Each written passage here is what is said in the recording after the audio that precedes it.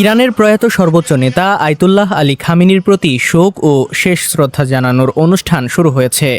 তেহরানের ইমাম খুমেনি গ্র্যান্ড মুসাল্লা ও এর আশেপাশের রাস্তায় আনুষ্ঠানিক বিদায় অনুষ্ঠান শুরু হয়ে গিয়েছে বলে জানিয়েছে ইরানি সংবাদ মাধ্যম।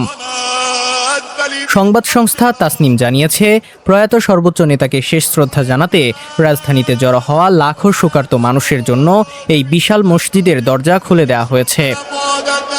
এর আগে এএফপি জানিয়েছে, ৪ জুন সকালে মূল আনুষ্ঠানিকতা শুরুর আগেই আলী খামেনিকে বিদায় জানানোর অনুষ্ঠানে অংশ নিতে গ্র্যান্ড মুসাল্লা চত্বরে প্রবেশ করেন হাজার হাজার শোকার্ত মানুষ।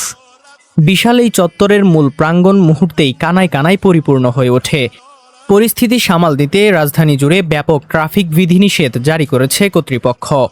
অনুষ্ঠানস্থলে পৌঁছাতে শোকার্ত মানুষদের কয়েক কিলোমিটার পর্যন্ত দীর্ঘ পথ হাঁটতে হচ্ছে। এদিকে অনলাইনে ছড়িয়ে পড়া কিছু ভিডিওতে দেখা গিয়েছে, শেষকৃত্যে যোগ দিতে মেট্রো স্টেশন খোলার অপেক্ষায় প্রহর গুনছেন অগণিত মানুষ। প্রতিশোধের প্রতীক লাল ব্যানার হাতেও গ্র্যান্ড মুসাল্লা প্রাঙ্গণে খামেনির কফিনের অপেক্ষায় রয়েছেন হাজারো শোকার্ত মানুষ।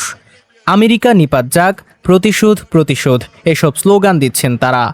শুক্রবার তেহরানে আনুষ্ঠানিকভাবে খামেনির শোক ও দাফন অনুষ্ঠান শুরু হয়েছে। টানা 7 দিন ইরান ও ইরাকের বিভিন্ন শহরে ধর্মীয় আচার অনুষ্ঠান ও শোকযাত্রা অনুষ্ঠিত হবে।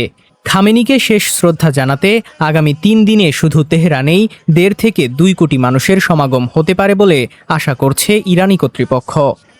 1989 সালে খামেনির পূর্বসূরি আয়াতুল্লাহ রুহুল্লাহ খুমেনির জানাজার পর ইরানে এটাই সবচেয়ে বড় জনসমাগম হতে চলেছে বলে ধারণা করা হচ্ছে। 1989 সালে খুমেনির শোক ও দাফন অনুষ্ঠানে প্রায় 1 কোটি মানুষ অংশ নিয়েছিলেন।